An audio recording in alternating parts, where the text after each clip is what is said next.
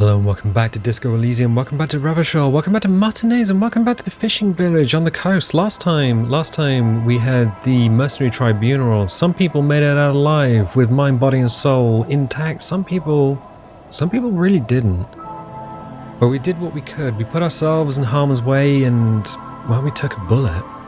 If we check our journal, we are Superstar Cop 19, Apocalypse Cop 1, Sorry Cop 7, Boring Cop 2, Communist is 7, Fascist is 6, Ultra-Liberal 20, Moralist 7, Good Cop Bad Cop 26, Honor is 2, and People Killed is dinged up to 4. We need to go to the island in the bay. There could be a boat in the fishing village on the coast. Ask there. We need to determine where the shot came from. Where could the shot that killed the hanged man have come from, if not the roof? This will take some checking out of locations. We've checked out quite a few locations and the islet is pretty much the only one left. Are you La Puta Madre's peon? Now, we did actually pick up the radio in Kim's car, but it didn't give us the option to ask that question, so I'm not entirely sure we can do that. And offer figurines to Dolores Day. Dolores Day was fond of figurines. She deserves more. You should offer her any and all you have one day if you meet her in person. What an odd task to give yourself, but here we are. We can't really do any of the other pieces, so find the murder weapon, all the armor pieces, we just don't know. We can't call the stations Lazarus because, well, we are quite a few days in and I don't think it's going to help us at this point. And we can't split a kilo with Kuno because Kim took Kulo's kino, so that's the thing. It is day 7. I guess we were out for a few days after taking a bullet in the hip. So let's find Lillian and see if we can borrow her boat.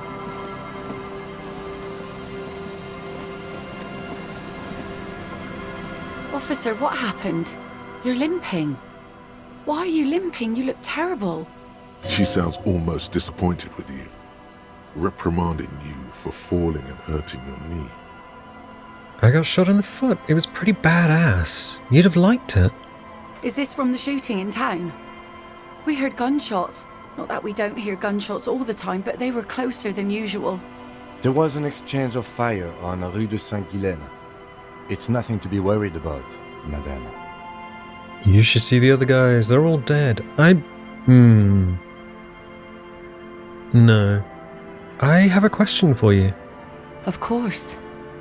Can I help you with something?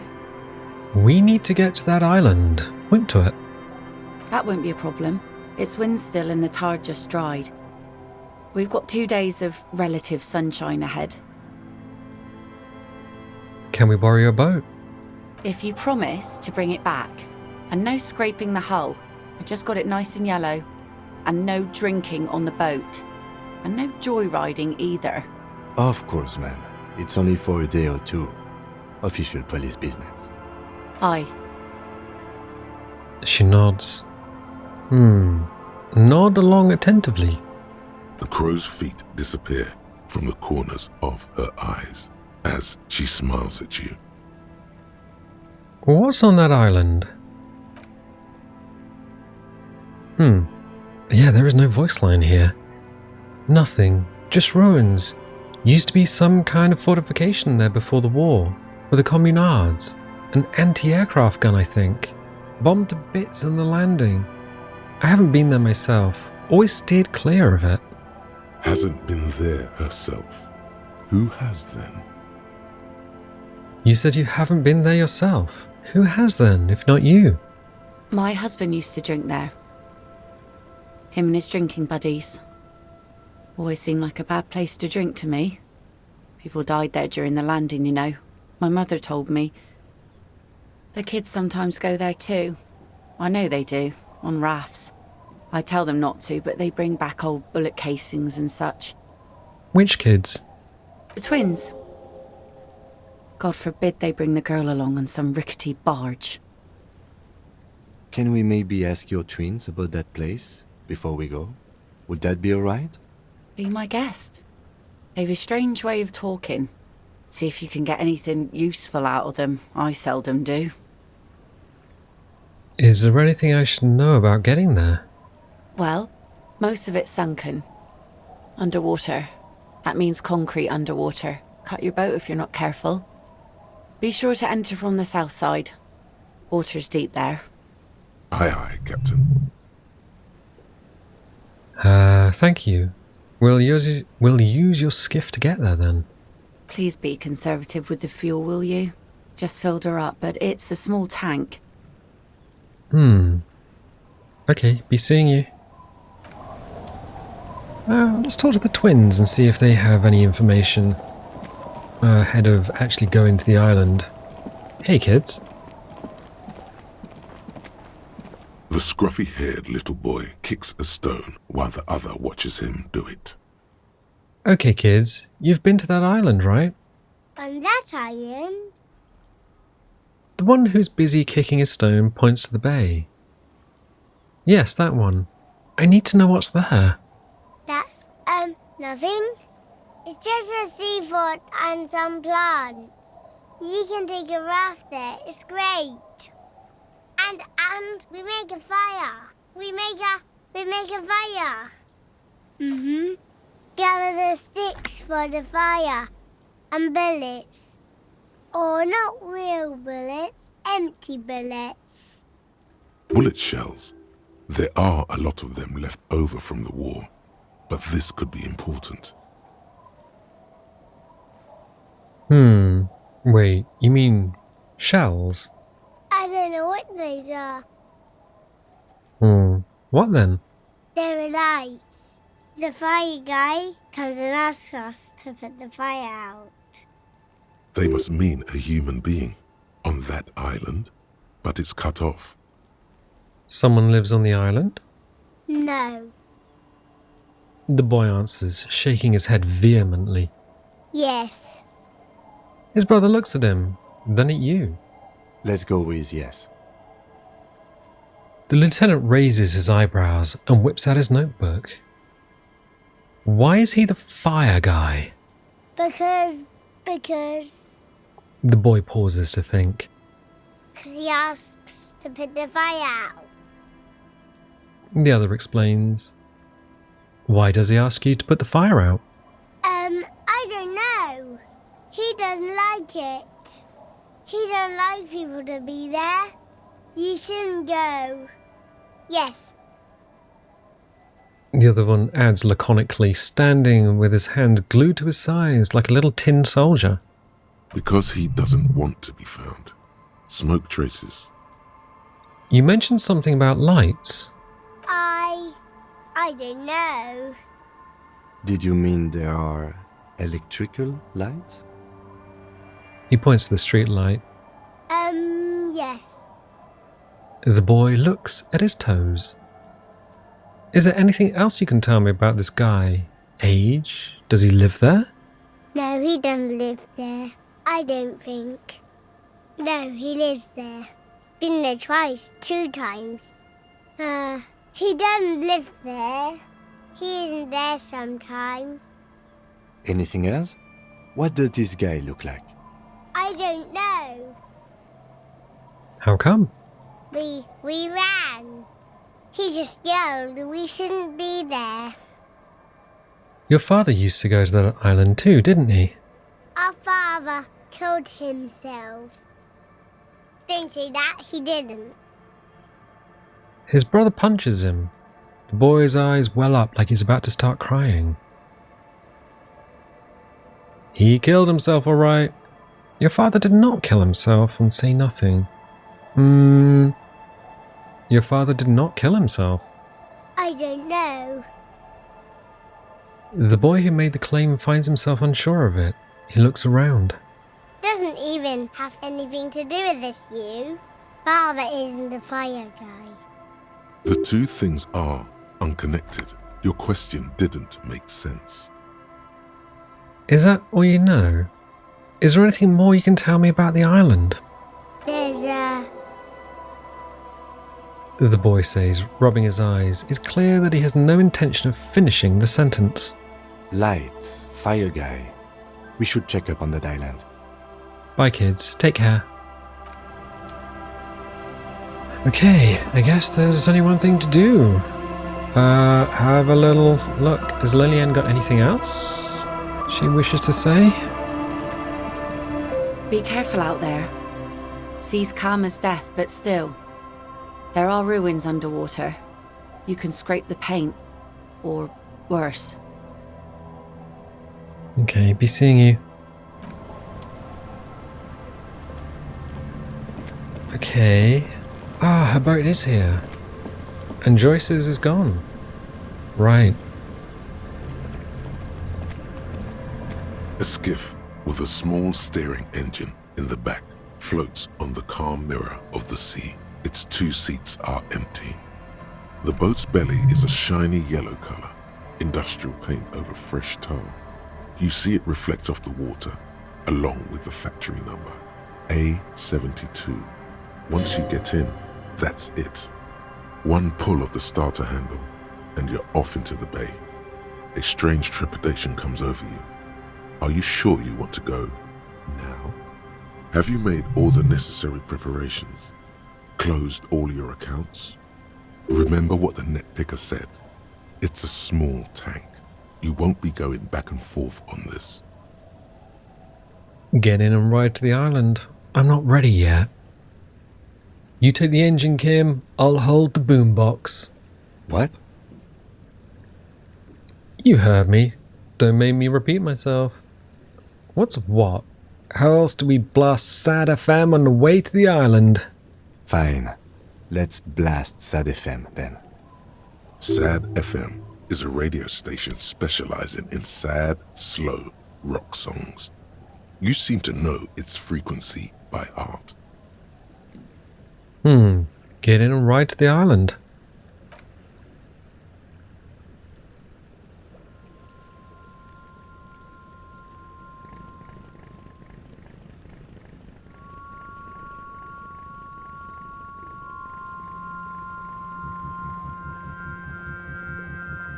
Want to be free.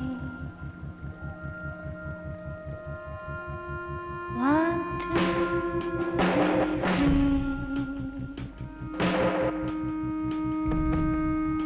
It will last forever.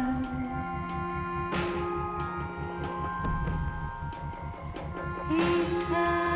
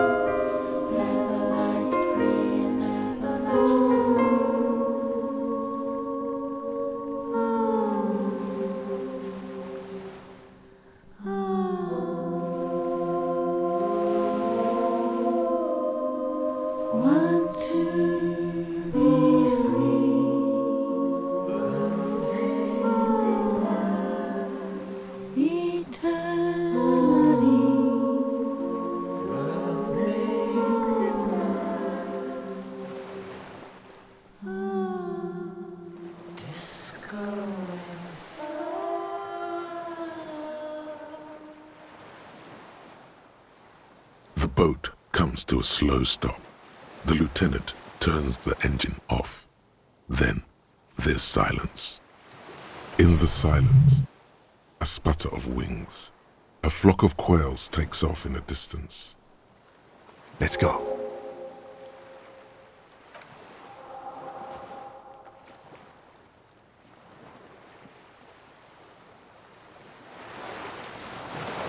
Ooh, okay. A makeshift fridge. The bombs were powerful enough to break the foundation. The rusted chain trails off into the ocean. The chain trails off into the ocean, connecting the island to the supply depot on the coast. This leads to the depot in Land's End. Ah, yes, so it seems. What do you think it was used for? For bringing munitions to the island, maybe? And supplies? You could also lock the bay when you raise the chain. Lock it from whom? From enemies. Enemies of the commune of Revachol. This sea fort was a revolutionary fortification, I believe.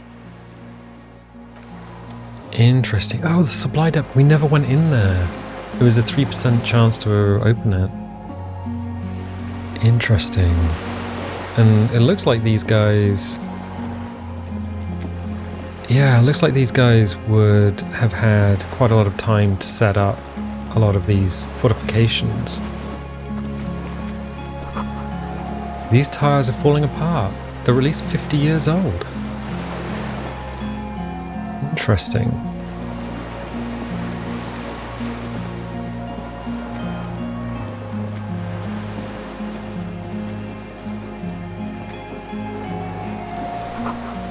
Attention, inflammable.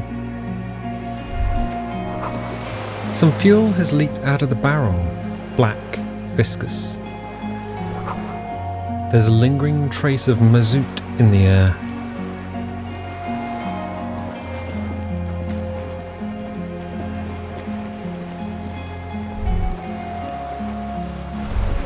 The dry grass crackles under your feet as you stop. Far away, birds' wings touch the still surface of the sea. What is that flutter? The flock of quail departs, now more than 100 meters away, 102, 105. Underneath the flutter, On the islet, there is almost no wind, just snow quietly falling on the reeds, bulrushes swaying on the waterline, long dried leaves chafing against each other. The great ghost of the air is holding its breath. to the west, A silent hiss, sea air moving through the needles of a pine tree. to the east, The faraway roar of the city, distant like today's dream. Before it, the sound of sand, the low tide filtered through its grains, a bird tending to its feathers. Snow falls on the water, melting away without even a whisper. ahead, A low hum. The air slowly moves through a concrete box, through its ancient slits and cracks, resonating, hollow. A big building. beyond that, further north. Air flows out of a pillbox window. There is very little there. The air cossets flowers on a meadow. Absolute silence. Reeds motionless. Bulrushes motionless. A flake of snow falls on an extinguished campfire. Hiss.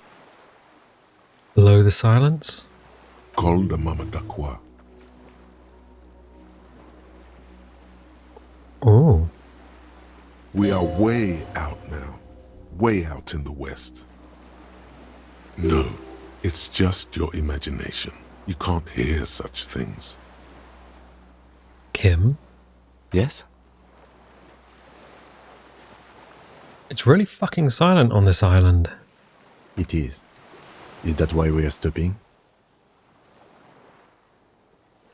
Wait, I have to listen to one more thing. The lieutenant nods in silence. Okay, open your eyes, stop listening. Interesting. We have one skill point. I was thinking we put it in Encyclopedia, but maybe we put it in Perception. Inland Empire is 10. We could ding Perception if Koldamama Dakwa is a thing. We're only 10 skill points from getting another point anyway. Or 10 experience from getting another skill point. Let's do it. Ding! Perception is now 9.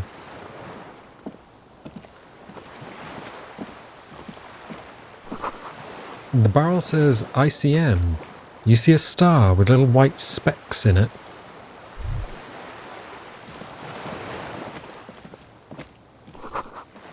There's no getting up there. Stairs are gone.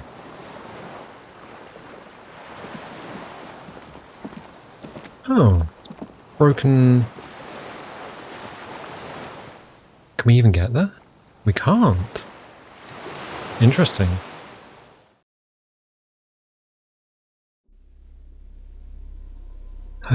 Do we need... Oh, we don't need the torch. This was once an armament rest.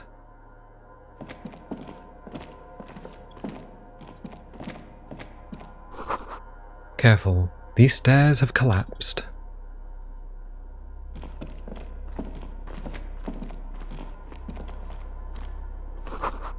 Books, mostly fantastique and historical fiction. Dishes stained with sauce and fire, a survivor's kitchen. A moth-bitten bedsheet keeps the wind out. You see candles planted on a broken rangefinder.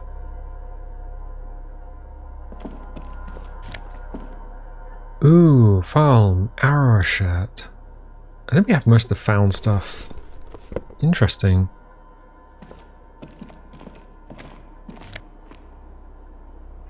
Army surplus winter scarf, +2 empathy, -1 composure.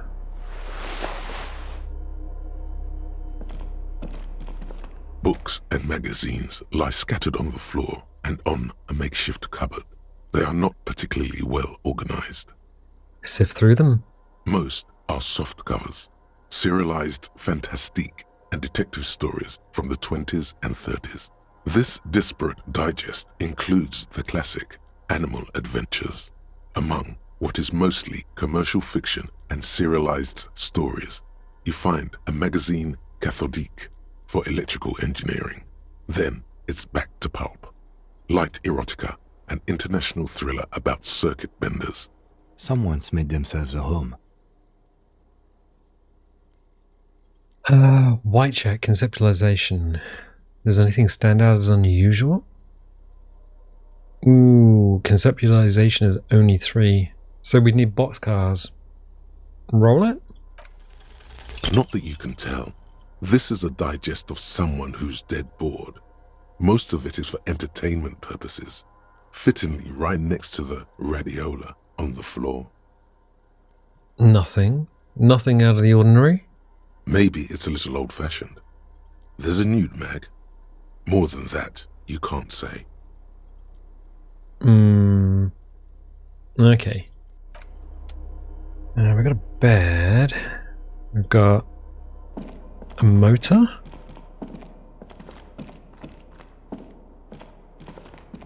An old cylindrical generator is nested above the ammo lift, with makeshift electrical wiring running out of its side and across the floor. The cables disappear into the wall to your right. The lieutenant puts his hand on the metal barrel, checking for warmth. It's cold now, but someone has been maintaining it. The wiring has been repaired. Or fuel into the tank.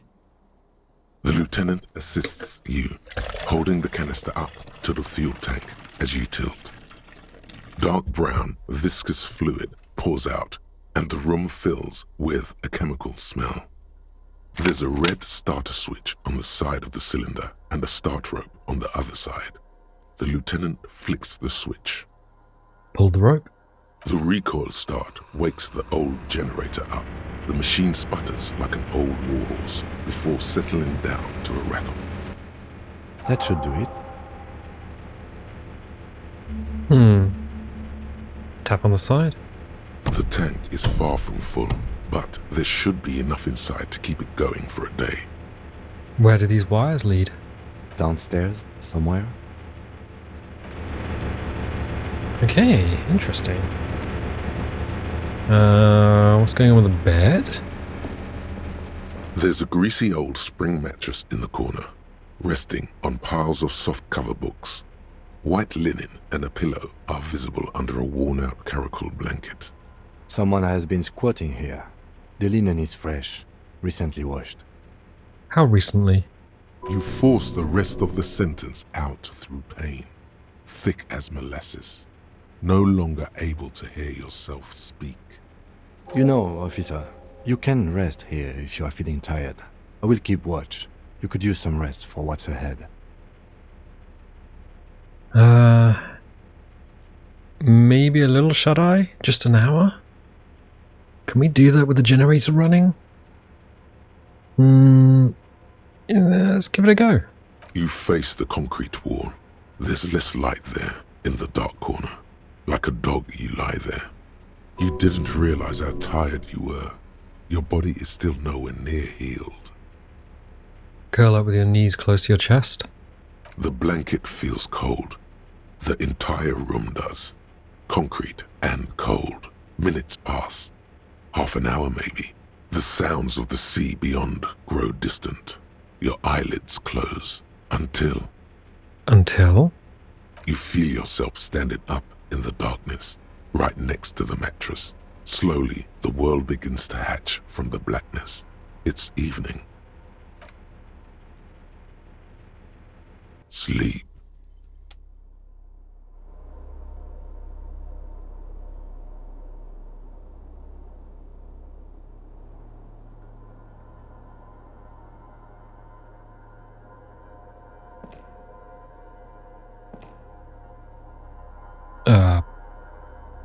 Kim? The lieutenant is no longer here. Go outside to the beach. The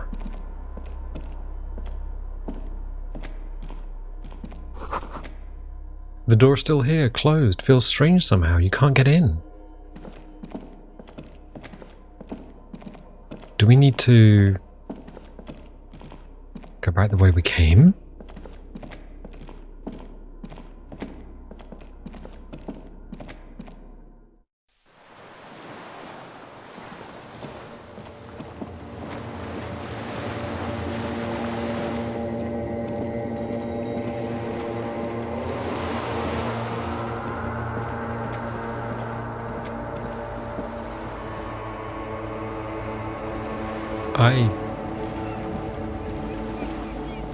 Okay.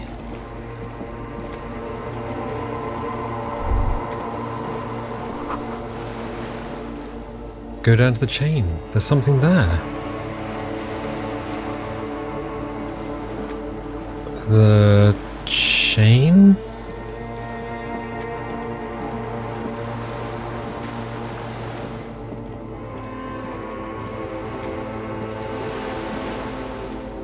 What chain?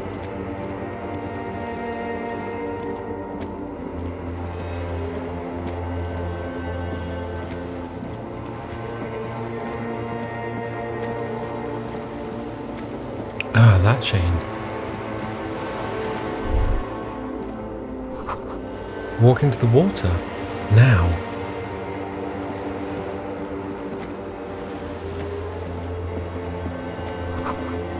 You see her footprints on the water.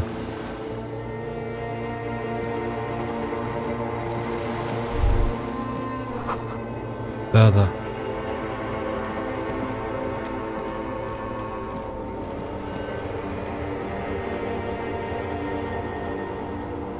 Oh. Dolores Day, the innocence of humanism, internationalism, and the welfare state turns around to face you.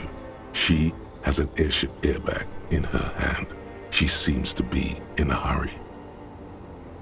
Okay, don't say you need to talk right away. Melt the ice first. This way you're already talking. But you don't even want to talk to her. She would only be cold and mean. Let her go.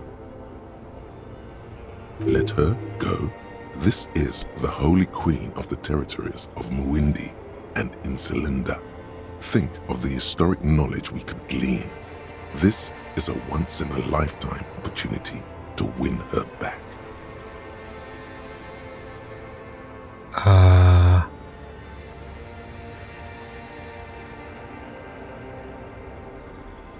Can you stay for a moment? We need to talk. We need to have one more massive, epic showdown. Hey? Something is off. Where are you going? What's in the bag? Hey. Hey, How are you doing? I'm doing really good, actually. Both professionally and romantically. I've come to a fulfilling and peaceful period in my life. Well, how are you doing, Harry?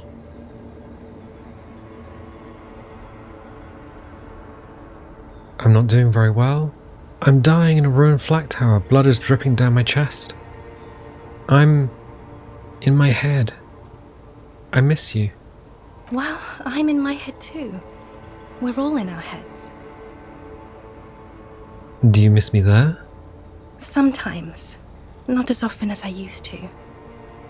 So much time has passed. More than it seems here. She stares at her feet, the zebra stripes on the intersection, the light of the video rental glow in her hair. This is everything I always warned you about. Something is off. I'm sorry. I was heading to the aerodrome. I just don't have time to... She stops mid-sentence, glances to her right, then looks at her bag. She means she doesn't have time to tend to your emotions. You don't have time to tend to my emotions? She sighs and looks over her shoulder. What are you doing? Stop saying things like that. Where are you going? I'm going to Morova. To live there, in Grad. It's 1 million kilometers away, Harry. Might as well be another lifetime. What's in the bag?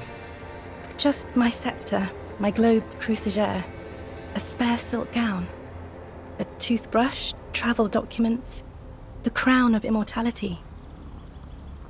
Crown of Immortality? Aren't you already wearing one? Oh, this. She corrects the wreath on her forehead. This is just a wreath. The crown of immortality is made of rarefied light, mana and raw palladium. It was passed on to me by the rulers of late antiquity. She looks at the suitcase, not knowing what more to say. Then, over her shoulder. Anyway,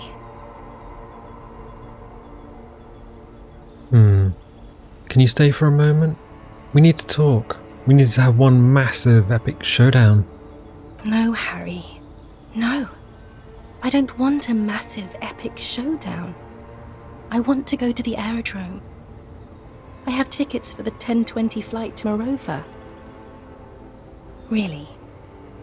We don't have anything to talk about anymore. Every combination of words has been played out. The atoms don't form us anymore. Us. Our love. Our unborn daughters. It's all gone. I have to go to the aerodrome. I have to leave Ravachol and you. And you have to be alone. In hell. Forever. That's just the way it is. Oh God, whatever you do, don't try to kiss her yet. Not after that. You're still reeling. You'll fall over if you try now.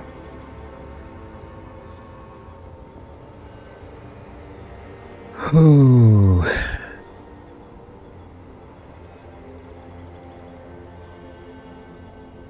I bought you this figurine of a headless Faln Rider. Give it to her. I don't want it. It looks expensive. I don't want it. I thought you liked figurines. I thought the figurines were for getting you back. That's not what figurines do, Harry. But then the figurines don't do anything. She looks at the headless found rider between your fingers and doesn't know what to say. What about dice? I had some custom dice made in this place, a doomed commercial area. Maybe it's revolutionary figure then. Show it to her. Maybe you can take this revolutionary figure. It's got a little musket. No, please. Please don't give me anything. What about dice? I had some dice made in this place, a doomed commercial area. Harry, I don't want things. I want to go to the aerodrome. Okay, I won't give you things then. I didn't ask for things. It's too late to give me anything. I would have liked these things a long time ago. The headless fallen rider especially. But now, only boring hell remains. But that's not a very good way for things to be. It's not. But She looks at her feet. Little golden sandals cover her toes. But what?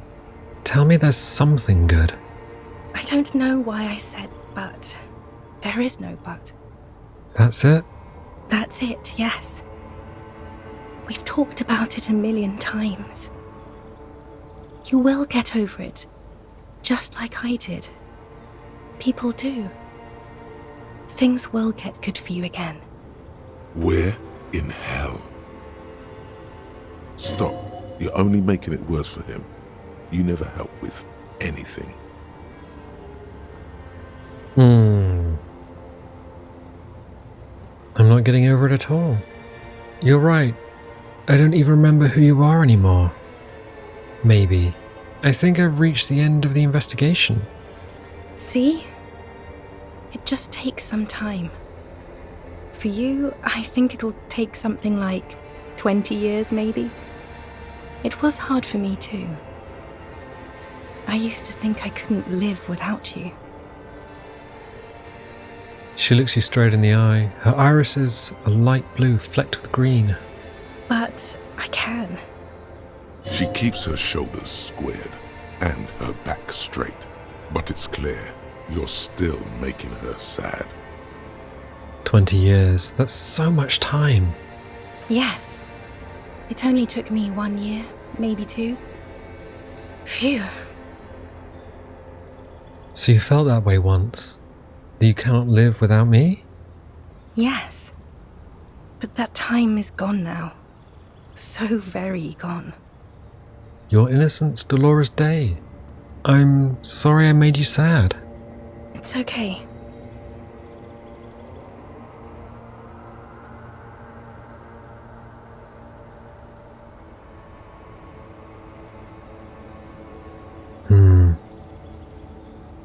Okay then. Super okay. I still have other things I need to know. What other things? We've been through all the things, Harry. I get this feeling you're not really Dolores Day. I don't know what you mean. Dolores Day? She looks at you quizzically. It does not seem like a mystery she wants to get into. You're... the morning. I've heard you before. You're the voice on the phone. Oh, Harry, you shouldn't have done that. She shakes her head very slowly, her white hair brushing her shoulders. Do what? Call me like that. You ruined it. There was still a chance. You should have waited longer. She would have called you instead.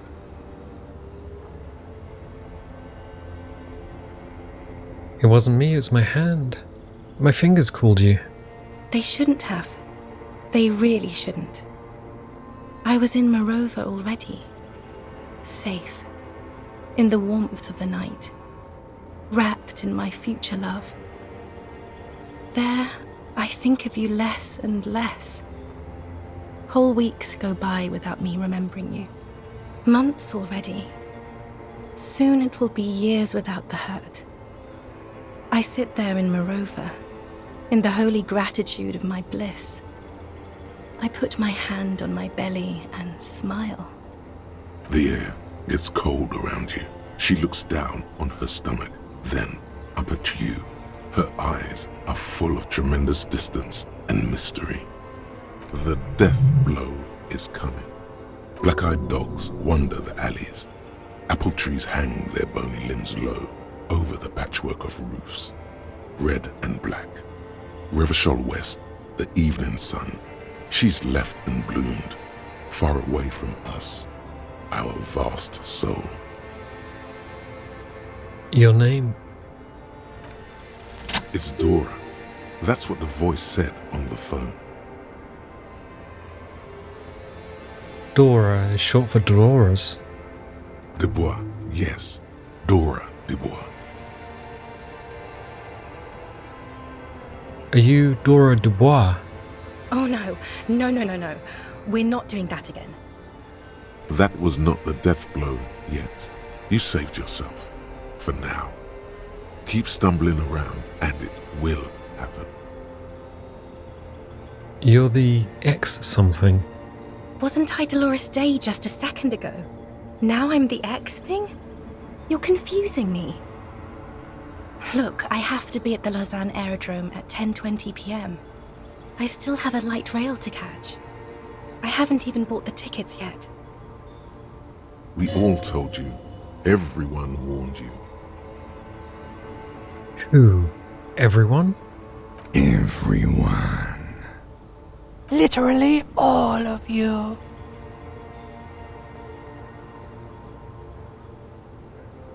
I should have stayed down.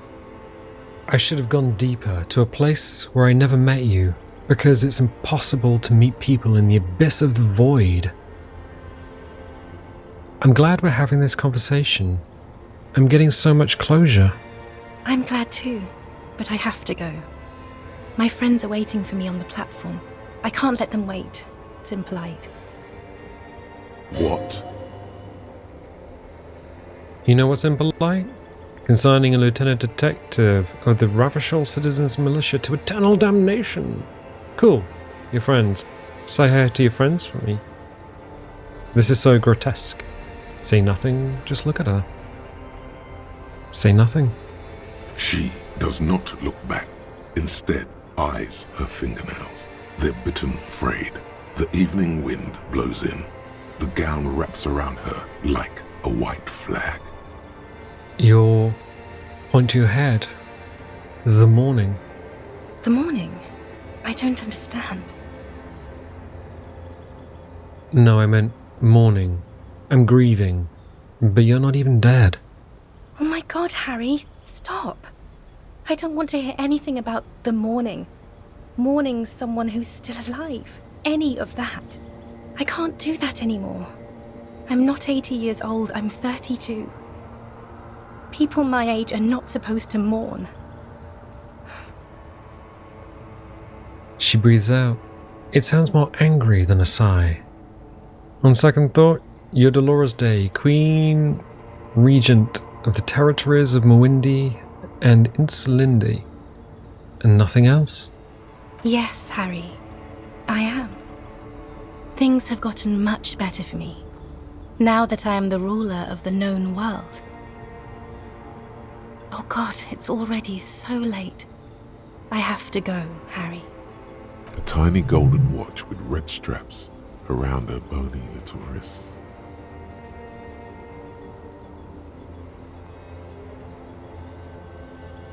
I know you still love me. Kiss her.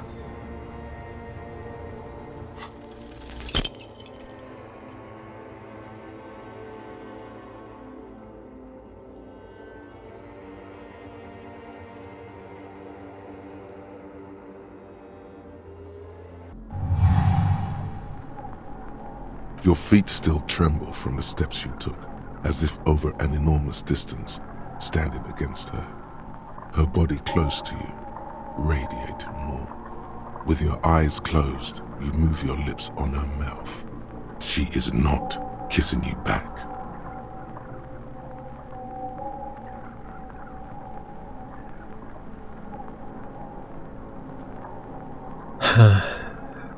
You're not kissing me back. The moment is ending. She is going to move her face away from yours.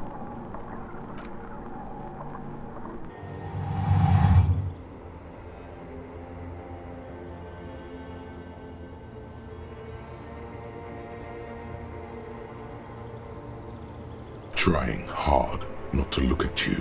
When she withdrew and you held onto her hand, she tried not to look at your face and see the expression there. Brother, you should put me in front of a firing squad. I have no words for how I failed you. That's it then. No, Harry. Not yet. There is one more thing you have to see. She slides her hand down her chest and onto her lower stomach and smiles. I'm pregnant. It's his. The man I heard on the phone. Yes, he did it. She looks down at her belly, then up into your old eyes. I terminated yours. Don't you remember, you poor fuck? You poverty-stricken fuck. Now, go ahead. Ask me more questions. Let's talk about something else. No, this has to end. Do the last one. More questions. Ask more.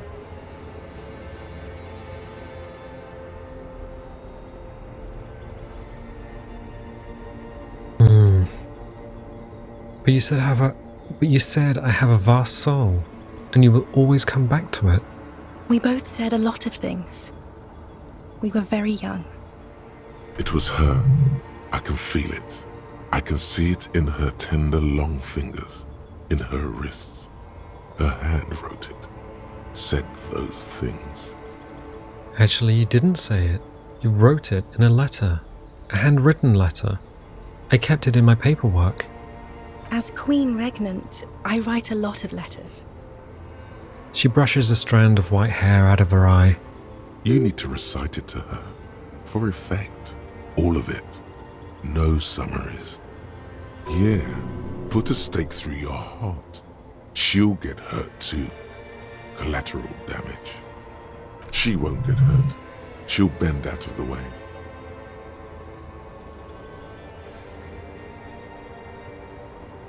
You know what I mean. You left me a letter saying you will always come back to me. You can't believe how happy you are with me.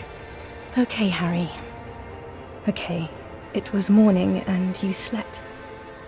The room smelled of cigarettes and Rowans. There was hoarfrost on the ground when I left. It was autumn, the first one we had together. But you have to understand, it was 1,000,000 years ago. No, it was 100 million years ago. I was someone else then, filled to the brim with love for you, hanging on your every word. Oh, Harry, you were the coolest. But I am no longer that person. This has taken her place. It will devour you. Harry, I will eat your mind. The light of the video rental shines through her dress now. A DeLorean figure, cut in black, moves below. It's still her. Her legs, her breasts, her hips. Voyager Road. I know that place. Where is it? It's here, Harry. We are on Voyager Road. At the end of it, 300 meters from the stop. We used to come here to rent videos. The house. There. You could not pay the electrical bill.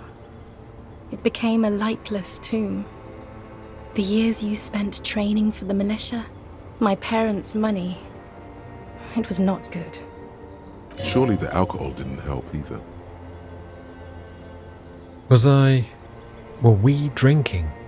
Everyone has a little glass of wine every now and then. I certainly do. It's a Queen Regnant thing. I don't think it was the alcohol. It was inevitability. I was cool? The coolest. With your leather jacket and your boot-cut pants. smoking in the bus stop. I wanted you to be the rest of my life that day. And you were. Some of it, at least. You were my first kiss, my first time to have sex, the first and worst time I fell in love. I will always have that with me, it's a fact. But that is all it is. It's like a ticket stub, Harry. It doesn't do anything anymore. A ticket stub? Yes, let's talk about that too. Let's bring it up, the zoo. In Le Jardin, the day we went east of the river, to the aquarium first, I was sad about my mother. I don't even know why. The shimmer of the fish tank on my face, the octopuses. It was just a day then, but to think, were we there now, you could touch my hair, kiss me, talk to me about anything, go virtually anywhere in the world. Not like now. Now our interactions are limited to pain and regret. Can't you turn back to the person you were? I can see her in you, under the gown and that wreath. And my crown of immortality? No. You scared her out of me. With your crying, the awful time we wound up having, and the cheap rental flats you could afford. Can't you see? I can never think you're cool again. I can only think that way about new people. It wouldn't be a cheap rental this time.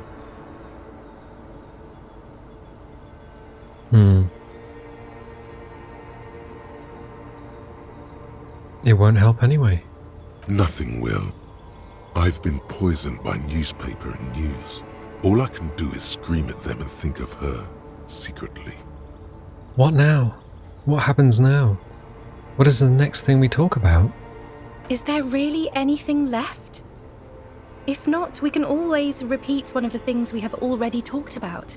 Talk about it again. If you do not feel like doing that, you should let me go to the aerodrome. Don't let her. Don't let her go there. You should redo the topics. Go over everything. The things you didn't say before, too. Make it go on and on.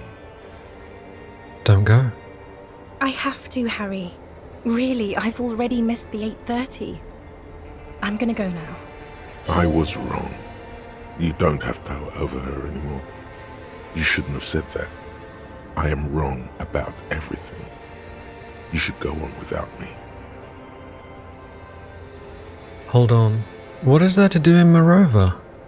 Light, life, culture. It's so much better than here. Everything here reminds me of you and the horrible times we had.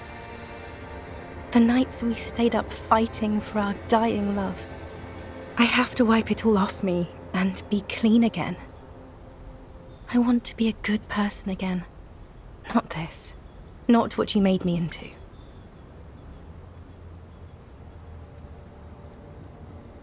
But I swore I wouldn't let you go. You told me. You asked me to be this way. That was someone else. I betrayed her, overwrote her, and I'm happier for it.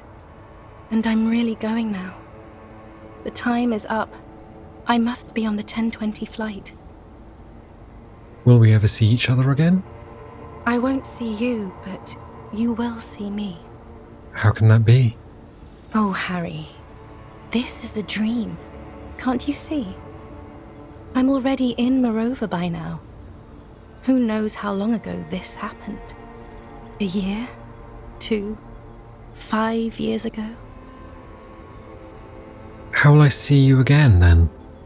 Right here, tomorrow night. Once this dream starts happening, it keeps happening. 3 times a week, at least. And Harry, it really, really looks like it started happening again.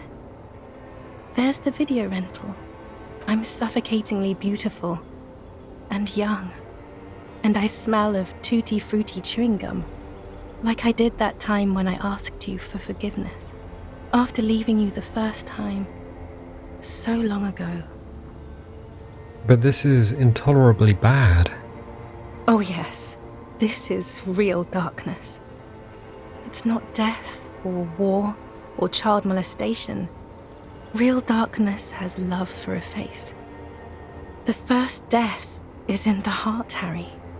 See you tomorrow.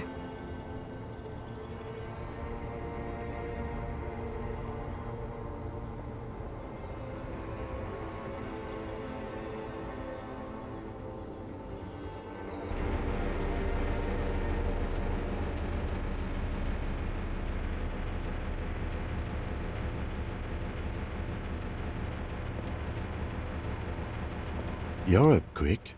How was your sleep? Holy shit. So the expression is caused by Dora leaving. And Dora was Dora Dubois. But in Harry's mind, she has become Dolores Day. Okay, alright.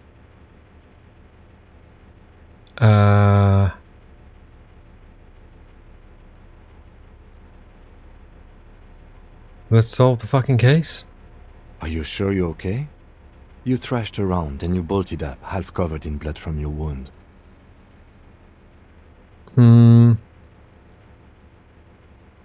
Actually, it was total annihilation, Kim. I did not want to wake you. Perhaps I should have? Was it a job dream? No, an ex-wife dream. The lieutenant nods solemnly. I understand. We've all been through similar things. It can be overcome. Just spit out the blood and get back to work. You're badass like that. Okay. He replies simply. He's still worried. You must have really thrashed and squealed in your sleep. Holy crap. Okay. Yeah, the Dolores Day. Give the figures to Dolores Day. They're gone. We have an extra point that we can put in. Okay. I do need to pause the recording, so... Alright, let's see what we can do here then. Looks like we can go down at any rate. The Great Blast Door must weigh over 10 tons. Rust peels off it. Oh, is this the other door to the outside? Oh no, that's the top. Okay. Take some magnesium, a buck 50, and some more magnesium. You see a small metal door nested inside a larger one, a heavy steel blast door. There is a conventional keyhole above the handle. It's very small. What's on the other side? Another part of the island, probably. The lock looks like it could still be usable. How do we open this? Maybe this is one of the doors we don't open? He looks at the door, then at its bigger brother, then at the lock. He's right. It would be better to open its big brother. A powerful engine hangs under the ceiling. It must control the blast door. I find us not opening it highly unlikely. Alright, I retract my statement. It was naive. Let's look around and get it open. Okay.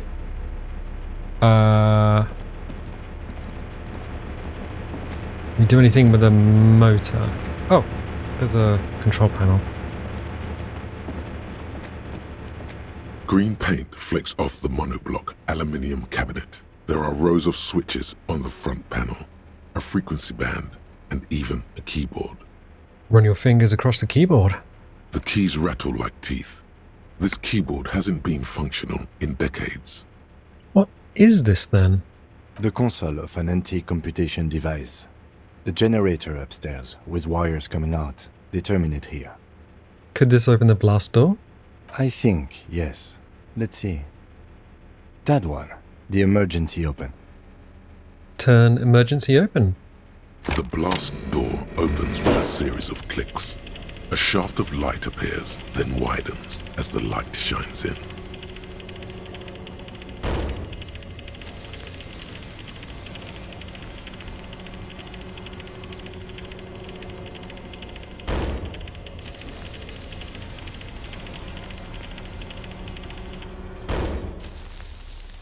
After you.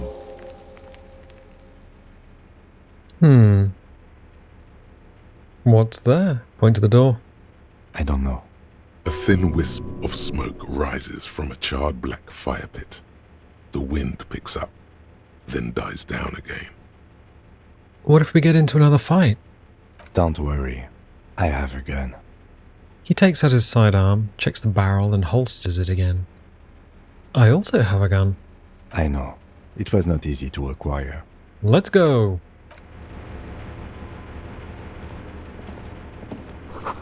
The hatch is jammed shut, so we can go this... Oh, we can go this way. We can also go the other way. Interesting.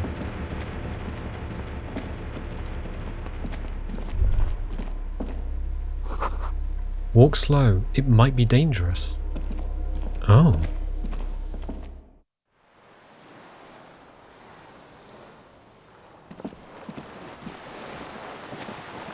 Do we have another point? I'm going to put it into perception. We now have 10 perception. Right. Cool.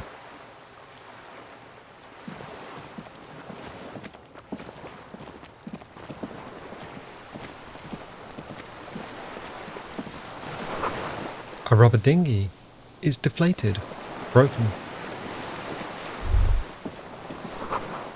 Small white flowers blossom all around you.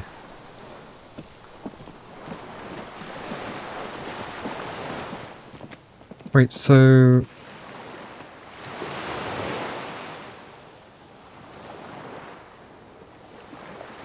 Okay.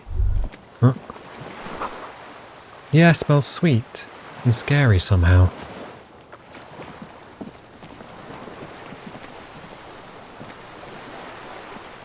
An old man, wearing tracksuit trousers, leans on the frame stock of his rifle. He gathers a big ball of spit in his mouth, then spits it out into the extinguished fire before him. He raises his black eyes, hooded by creased eyelids, to meet yours. Unclouded by cataracts, his eyesight is sharp. He's practically tearing up from spite. Hatred got the best of him a long time ago. This man hates everything. Are you the fire guy? The what now? I can't hear you. Did you recently tell 2 kids to put out the fire? 2 twins? I may have. All sorts of little rats have come sniffing around, trying to give up the position. The position sounds like a hiding place. Fire guy. Regressive bourgeoisie henchman. Can't even talk like a grown-up. You've retained your eyesight. My eyesight? Yes. Helps me see all the shit. Did you close the blast door? I did. And you opened it. How? I fueled the generator, then used the console. I should have burned that console down. How did you know I was coming? Reactionary rock and roll music. Playing on the water. Told you we shouldn't play sad FM. It was not rock and roll. It was sad FM. Sad FM, huh? I always hated that station. Phlegmatic counter-revolutionary dirges. Sadness is a mental illness. A weapon of the bourgeoisie. The fascists were right about rock and roll. It is degenerate. Hip gyrating mental illness music.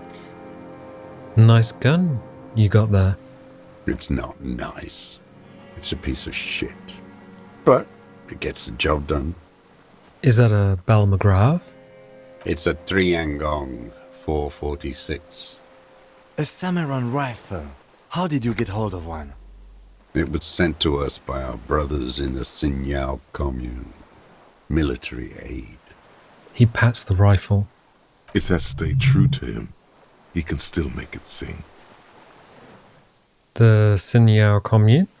You heard me. It's good now. Like chalk wiped from the board. Your weapon has stayed true to you. Mine has stayed true to me too. Put your hand on your belt. Yes, I bet you've killed a lot of people with it. You fascist fuck. Have you come to make me one of them? His grip tightens on the rifle. We have come to ask you questions. Nothing more. The lieutenant puts his hand on his holster. If you do not comply, we will take you in. Do you understand? Another spitball lands in the ashes. That's all the answer he gives.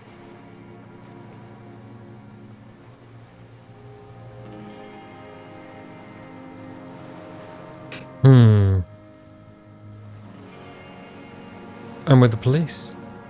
You can keep the gun, but keep it down, not one move. No.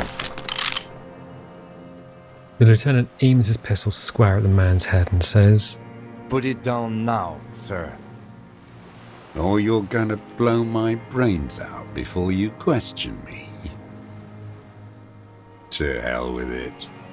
It's a walking stick anyway. It's out of bullets. The old man lays the rifle down carelessly, then looks at it lying there. Like an amputated limb in the sand. Pick up the gun lying in the sand. His gaze follows your motions. The rifle feels surprisingly light in your hand. Frame stocked and patched in places with tape and wire. Still warm from his parched hands. Not the metal. The metal is ice cold. This weapon has been modified several times. Inspect it closer. The rifle's in a shabby state, like a crutch that's seen too much travel. Hieroglyphs are embossed into the forearm, made of walnut. On the butt, you see Vespertine writing, burnt into the wood. Triangong, 4.46mm, made in Sinyao. This uses jacketed ammunition, 4.46. The right type and the right calibre. The lieutenant nods, glancing at the gun. He's liking this. It's as he said. It's a Triangong made in Sinyao. No one said it has to be a Belmagrave. We were just guessing. From ballistics, it could easily have been a Triangong, too. It doesn't matter if it was made in Shanti Shanti. All it has to do is use jacketed ammunition. And it does. The rifle has been patched and modified several times. I wonder how old it is. The old man does not answer. He just stares in front of him. Stow the gun. The old man keeps following your motion with his gaze. His right arm twitches suddenly. This looked very much like the murder weapon. It could be used against him to get a confession. In time. Who are you? My name is Josef Lilianovich Dross, Political Commissar of the 114th Anti-Aircraft Division of the 4th Army of the Commune of Revachol. I am a deserter, a partisan, and a prisoner of war. This is my termless surrender. His eyes turn to the reeds again, dead and dull. The Commune of Revachol? Do you mean the ICM? You're a holdover from the... From the Insular Indian Citizens Militia, the Army of the Revolution. I was recruited in Jamrock in 07, trained in the École de Contrôle Orient, and consigned to emergency defense duties in 08. I left my unit on the eve of the landing. When I returned here on May 14th, the commune had fallen. Still armed and ideologically trained, I wrote a criticism of myself and resumed partisan duties. 51 minus 8 equals 43. You've been on this island for 43 years. No. I've been on other islands, too. I was in Resurrection until they turned it into a spa in 18. Then I was on E48, a nameless sound, until the sea washed over it. Then I came back here. That was 22 years ago. Again, you've been in hiding here for 43 years. 43 years and 10 months. That's steadfast. It's not how a human being should live. But I had to. I couldn't just forget. I couldn't just forget what I saw. He just couldn't.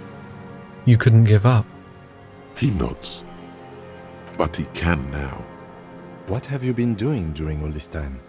Hiding, fishing, waiting. He looks across the water. Where the afternoon grows late, on Rue de Saint-Ghislain, people walk home. Street lights will soon be lit. Further inland, the streets are alive with workers, men, women, children, street hawks and migrant laborers. The temperature is steady. Alto cumulus clouds form above Precinct 41. 2 police officers step out of the Whirling in Rags cafeteria. Satellite officer Jean-Vic Mayer inspects a series of burnt black letters splashed across the plaza mosaic. Patrol officer Judith Minot points west. The fishing village. She glances at her watch. We meet in 15 minutes. It's a 10-minute walk. The officers go, leaving behind the writing, still smoldering. One day, it says, I will return to your side. Always waiting. The old man turns his eyes from the shore and back to you. For what? For her to return. Her who? Girl, child, revolution.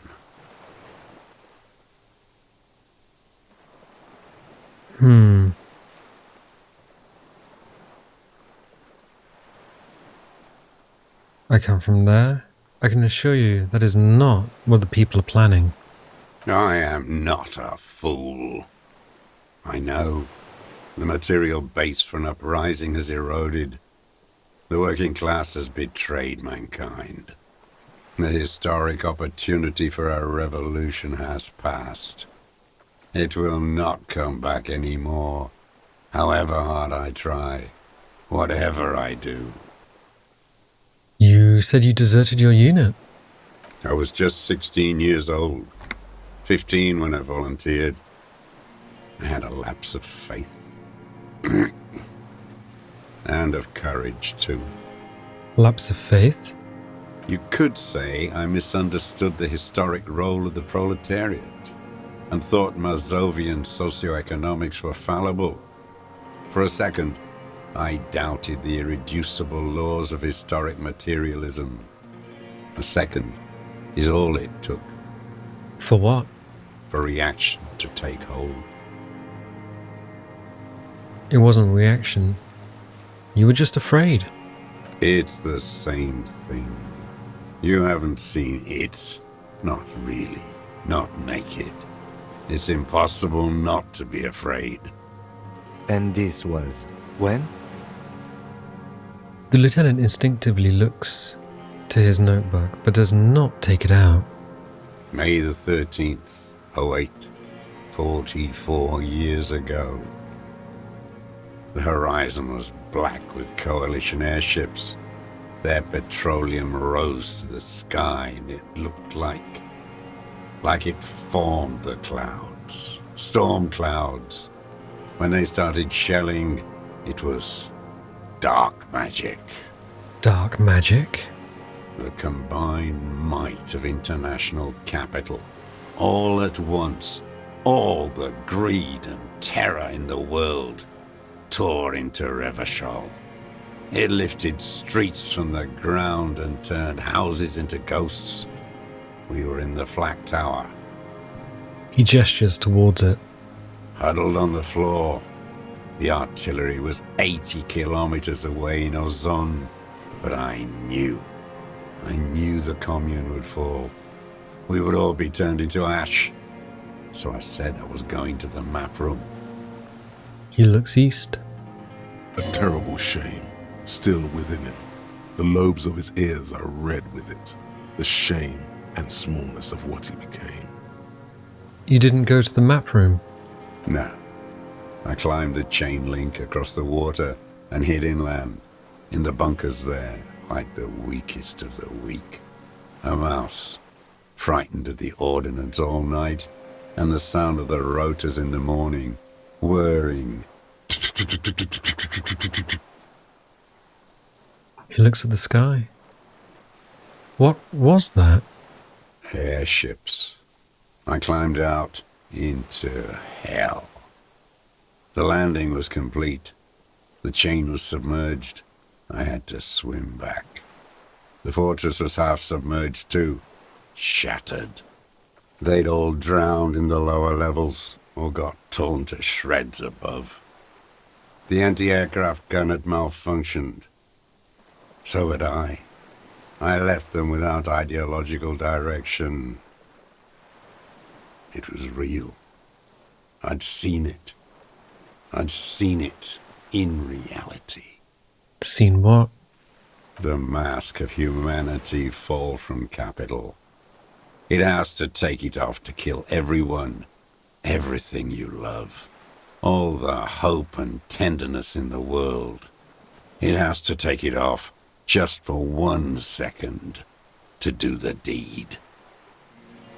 And then you see it, as it strangles and beats your friends to death. The sweetest, most courageous people in the world. You see the fear and power in its eyes. Then you know. What? That the bourgeois are not human. Say nothing. Let him finish. I had to. I had to fight it. I had to never stop. The old man falls silent. His black eyes keep piercing your skin as he looks to some great distance behind you, shaking his head slowly, retreating from it. What is this place, this island? It's not an island, Dwat. It's a defensive fortification of the commune of Revachol. And I am its last surviving defender. What was it used for? The congenitally deformed King Philip II built it to restrict access to the Bay of Revachol. We captured it in '02, retrofitted the fort with an AA gun to defend against an airborne landing. Against the whole world. You mean the landing? Retaking of Revachol? Coalition military called it Operation Deathblow. I later found out on the radio they called it Deathblow. You're one of them. Tell me, who speaks like that? We had 50 million people on Caillou alone. Coalition military? Iblis, Iblis? the black-eyed angel. How have you survived all this time? How does anyone survive? I steal. What do you steal? Supplies, vegetables. I collect rainwater. It's the life of a dog, not a human being. He coughs once more, then puts his hand on his belly. How is your health, Mr. Dross? I've been throwing up blood since winter. Red, like beetroot. Been passing it in stool, too. The RCM can provide medical services. You need to be looked over. I need to die. You don't have medical facilities. You have guns. That's all they give you. Toy guns. This is a serious situation. You need to be looked over, and we can do it. There's nothing to look over. The triage is in, and it's black. Administer morphine. Moribund. How have you coped, mentally? I haven't. I have holes in my brain. Years missing. Others filled with pain only. A decade of... His eyes roll into his skull and back. I don't even know what. Inferno? You notice the lieutenant is about to say something. I would imagine it gets tremendously difficult, mentally, to live in isolation. Traitors. It's better alone. I watch the people of this city turn the lights back on more and more each year. Ruins, glimmering in the dark, like a fucking merry-go-round. It's disgusting. He looks down at his shoes, his face parched from the sun and the wind. There's a wince of pain in there somewhere. Are they not heartbroken? How could they have moved on? How have you concealed yourself all these years? It was hard in the Thames. I didn't have partisan training. They were searching for stragglers, those bloodhounds. Floodlights on the water at night. There were posters, campaigns. We communards still hoped, and they needed to snuff that hope out. The East capitulated. Martinez and Coal City were turned to dust. But Jamrock, Forburg, even Coron, and Boogie Street, of course. Those fucking kips had Marsoff coursing through their veins. And others too. Some cordons of Revachol was still fighting. There were cells. I tried to contact them. Soon they all went silent. The frequency's dead. How did you get between here and the mainland? At night, I used a dinghy. I only went after dark then. When I got to the city, I stayed underground. Patrols, you lot, the commons too. They'd started snitching.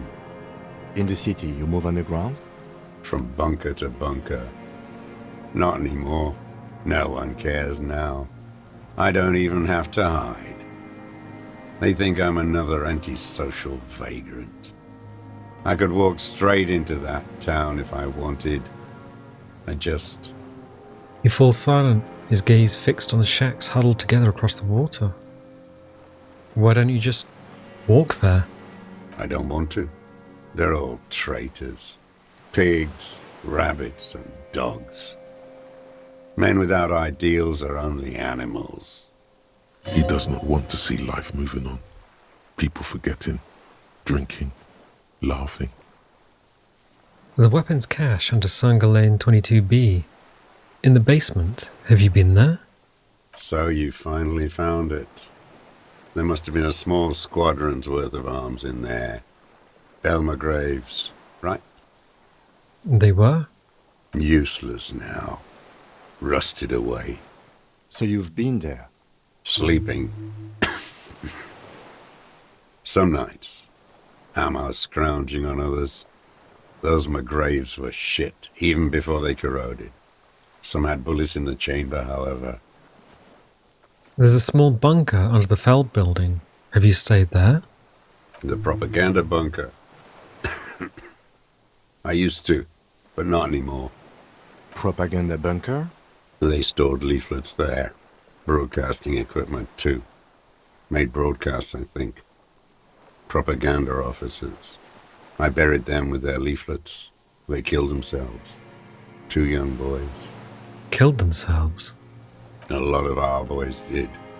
I spent some winters there. Never liked it. Kept thinking of them.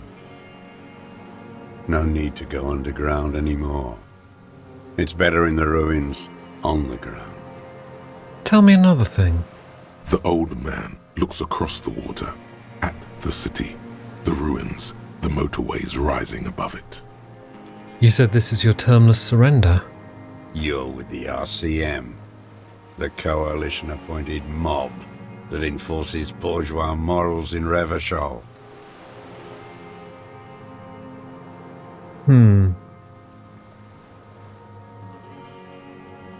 We're not coalition appointed. We just try to help people. You're the RCM. You represent the Moralist International, the enemies of humanity who took this city. I represent their adversary, le Parti Communiste d'Insolande. Take me to them as a prisoner of war.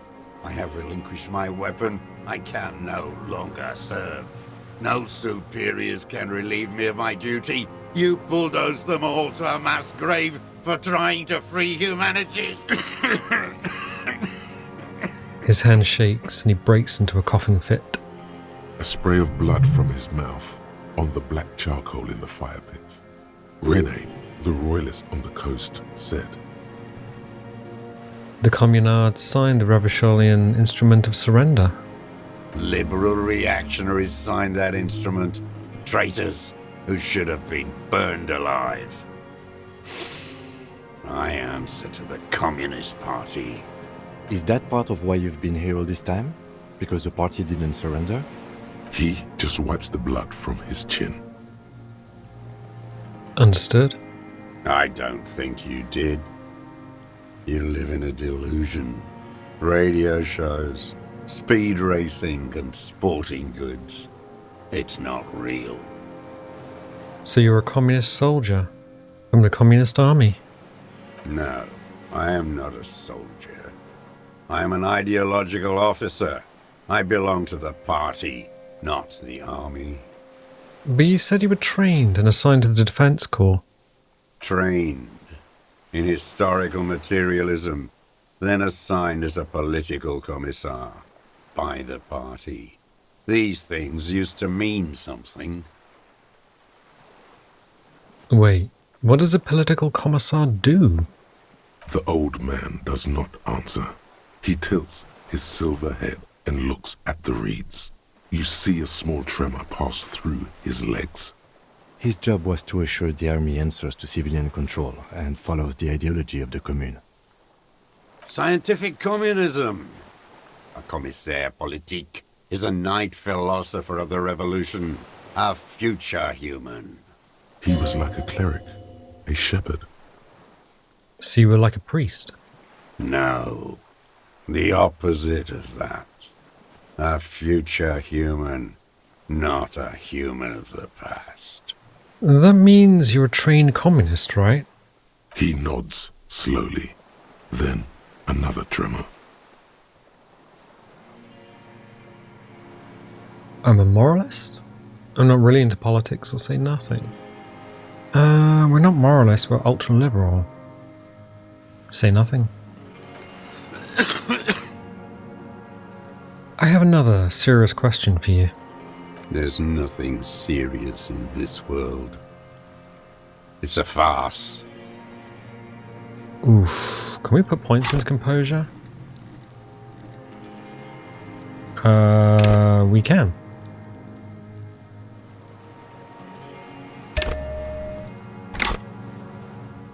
Which is still not great, and we can't change our clothes. We shouldn't have done that. We should have rolled it and then tried again. What have you been using this gun for? I've used it for killing people. Killing people? It's a gun. That's what they're for. You want a moralist euphemism? Defending your family and your property. I haven't done that.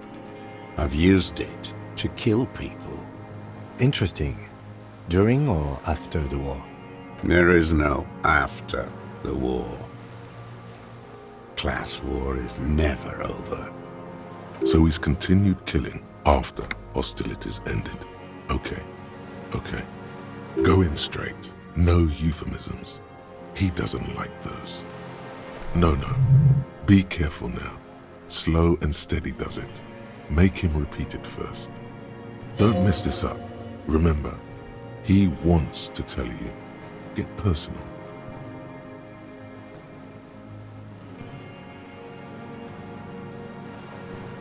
So you're saying you killed people after active fighting stopped? What did I just say? He keeps shaking his head erratically suddenly. He brushes something out of his eye. What did I just tell you? Don't drop the ball now.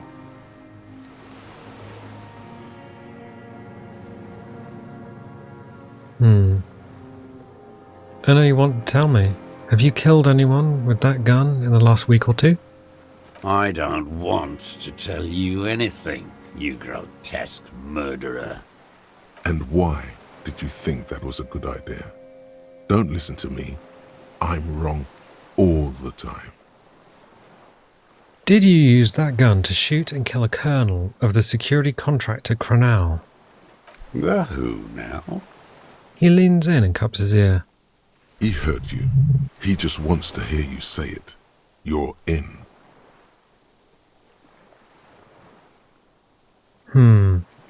The corpse in ceramic armor hanging behind the whirling and rags. Did you shoot him? Oh yes, that one. Ugly piece of work, that boy. Did you kill him? The lieutenant takes a sudden step towards him. I am a son of a welder and an officer of the commune of Revachol. I do not collaborate with murderers and pederasts of the liberal regime. A drop of blood in the saliva. Exhaust him with proof. Pile it all on him. Get a confession. The gun. The murder weapon is the perfect opener. The scent of blood in the air. But what else? There was something you can't remember.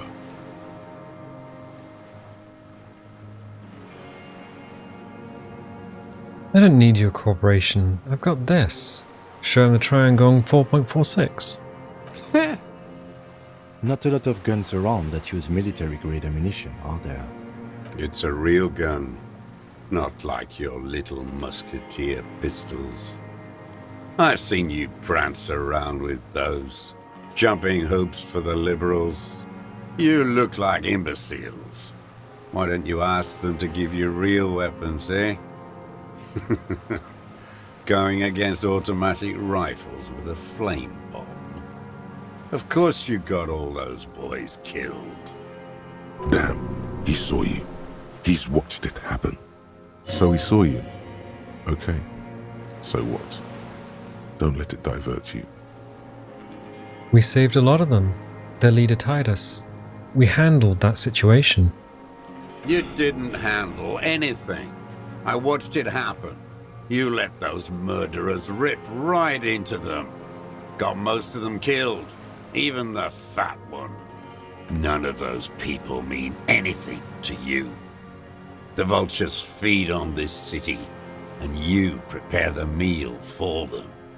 You're getting diverted. Push the gun. Only the gun matters. So you watched the fight? Did you like what you saw? The mayhem. It was all your doing, your plan. You got them killed. You don't know anything. Stop changing the subject. We have the murder weapon. You know what? You're right. I'm convinced this made the shot. Should we call it? I'm calling it. We have the murder weapon. Good. The lieutenant takes out his notebook and draws a single line. This feels good, doesn't it? Tearing things up like this. When you have the murder weapon, you have the killer. Murder. The old man does not say more. He just glances into the reeds, then twitches once more. This pushed him, but not enough. Just a little more. You're a communist. I talked to the dead man. He told me communism killed him. Stupid dwat. The lieutenant looks at you with worry in his eyes. Not this, he seems to say. Anything but this.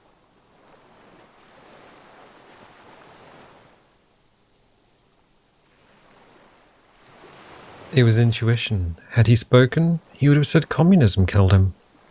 Intuition is an aberrant psychologism. It reeks of crypto-fascism. The parasite class use intuition to justify their rank in life. It's all just palmistry and magic, Earl creatures. Your brain is rotting from the radio waves. He looks at the air, then turns to the lieutenant. He does not answer the provocation. It does not look like he thinks this approach worked. Yeah, this just did nothing. But still, somehow you knew it was a communist. Is this the miracle? No, the miracle is still waiting. This is the darkness. But aren't I way out in the west? You are. Soon it will happen. How? Perhaps you suspected it before you took the case. The vision was you remembering that. But this did nothing. Was it supposed to?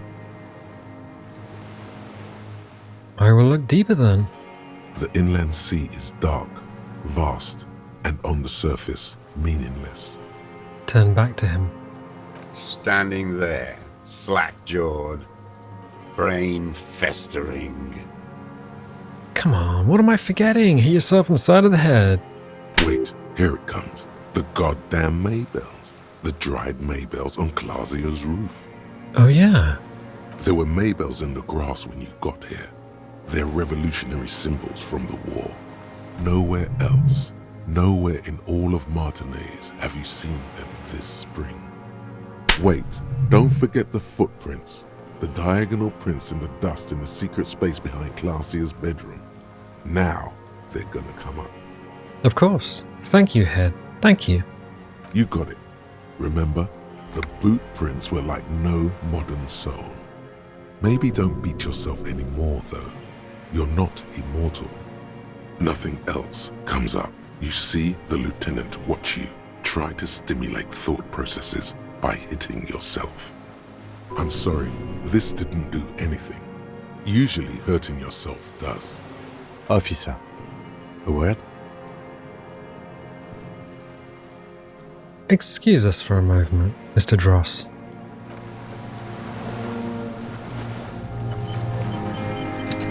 I think we may have this. The lieutenant whispers, then gives the subject a short glance. Do you think he did it? From nothing to this in a day. This is good, Lieutenant Gefreiter. We just need a confession first and then maybe a solid motive later.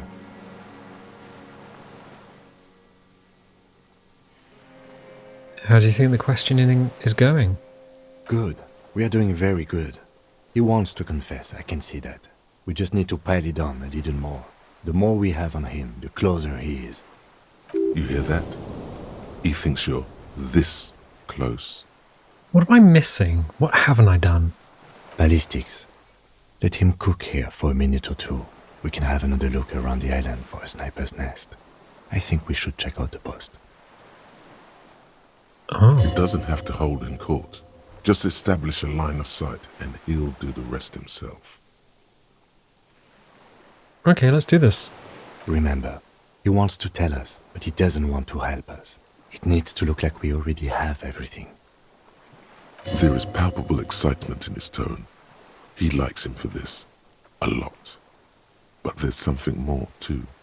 He thinks the deserter has more than just this case in him. 44 years here. You think he has more than this case? Oh, yes. And he hasn't spoken to anybody in a long time. If we get him open, who knows what will pour out. Pat him on the back. Okay. And there's... I guess if we go back and take the other door... Hey, this guy's not going anywhere. Yeah, let's do that.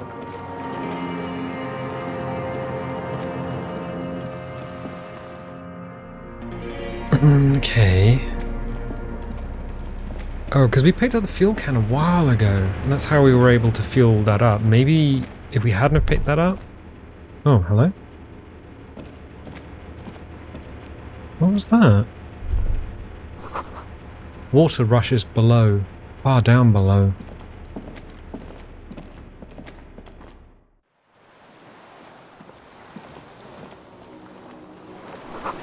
A firing slit. You can't see inside. Oh, hello? What was that?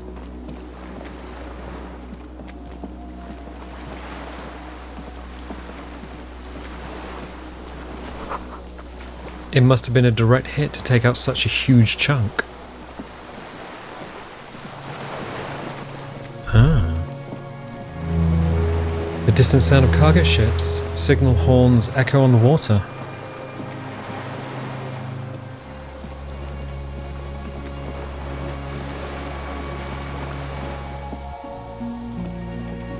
What did we put points into? Composure.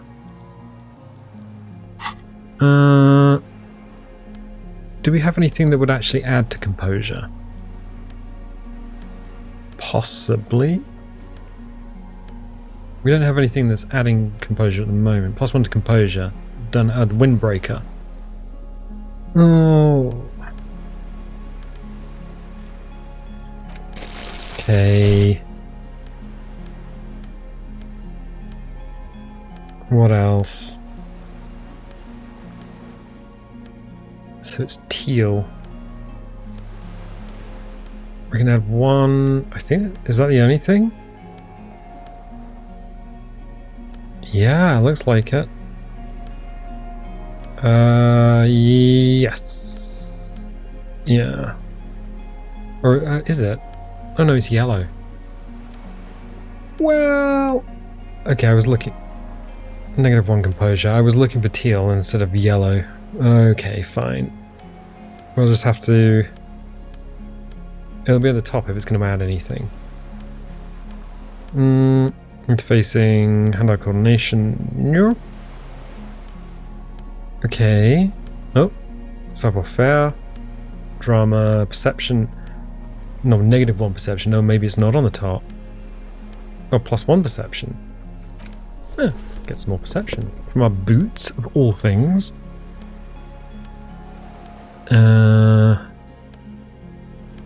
So we're looking for yellow. No, there's definitely nothing else here. And that's it. Okay. There wasn't anything over here. This is where we had the dream. Zoom out a little bit. The chain. A strange feeling looking at the water. Maybe you should just wander off into the sea. Leave it all and walk in. Raise your sight. In the still mirror of the bay, you see Martinez reflected. Tall edifices of ruins reach into the water, like shimmering towers. And the shacks too. Pine trees and motor lorries, upside down. Islets and posts, like stepping stones, lead into the water in front of you. Go. Step in. It's been too long. Why? Perhaps there's someone there, under the water, waiting for you, smelling of tutti frutti and betrayal. Baby, you know it's going to hurt. But it's cold. Yes, cold and still. But love is warm, like the inside of her mouth. No. No, no, no, no, no. Yes, yes, yes, yes. No, no. We're not starting with that. Not now. Not this time. This thought is over. Shake your head. The winch is broken. Rust has eaten what remains of the chain. There's...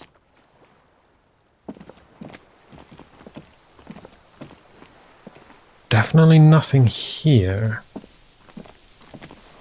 Oh. Wait. How do we get up there?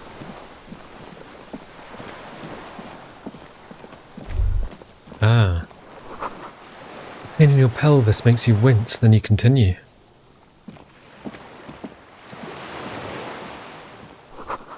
In the inside of the fortress, you make out the console and the blast door.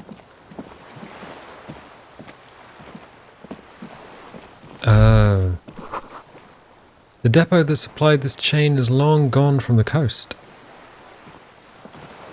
Oh, look. Fuel canister. $50. A weathered artillery map showing coordinates in the Bay of Ravishol. An old medicine cabinet newly stocked with dramamine. Oh. Dramamine and 20 cents. There's a rain-soaked mattress on a concrete slab, only half covered by the crumbling roof. At the head of it, double embrasures, firing slits like two eyes in the wall. This looks like a good place to aim from.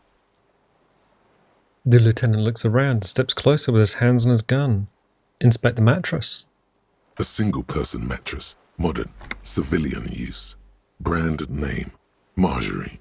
There's a fuel stain on the cover, along with cigarette burns, and an empty can of beans on the ground next to it, filled to the brim with cigarette butts.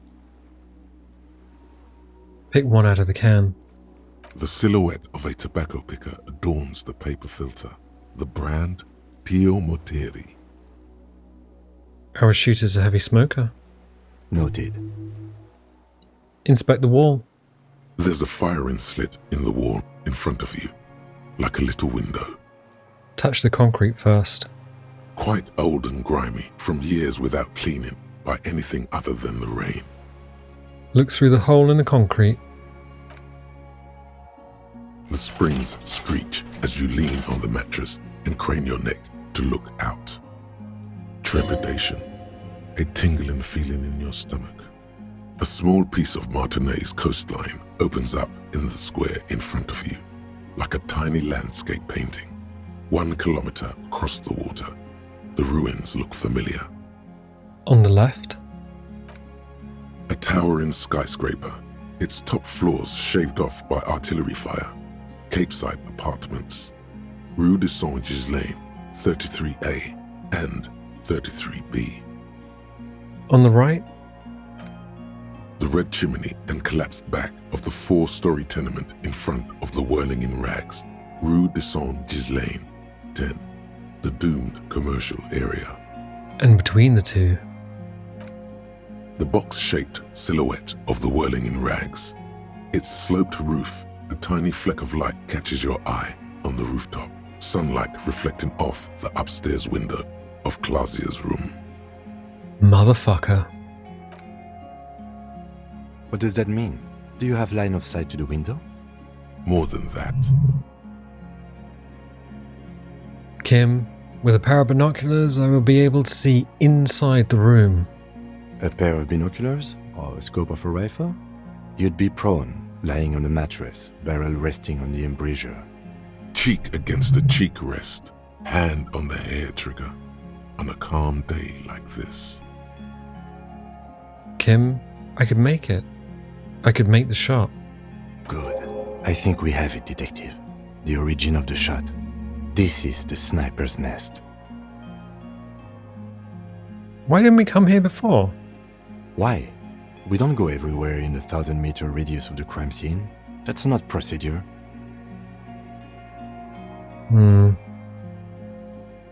You're right. He looks north, over the fortification, then at the mattress. Then again, his face twitches. He's conflicted for a second. There's guilt there. It takes him a moment to rationalize it away. Okay. So we have another point. Composure is now 7. Perception's now 11. Wow. It's even higher than Inland Empire. Okay. There's nothing more we can do here, so I guess we run back. And confront the guy.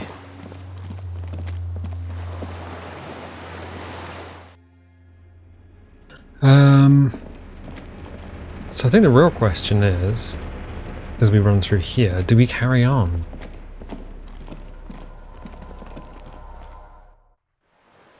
I'm not not sure how much longer we have, so I'm going to leave it here for the time being. If you like these videos, definitely leave another like, leave a subscribe. If you want notifications, dingle the bingle. If you don't want notifications, don't click the bell, and I'll tell you what, I'll catch you next time.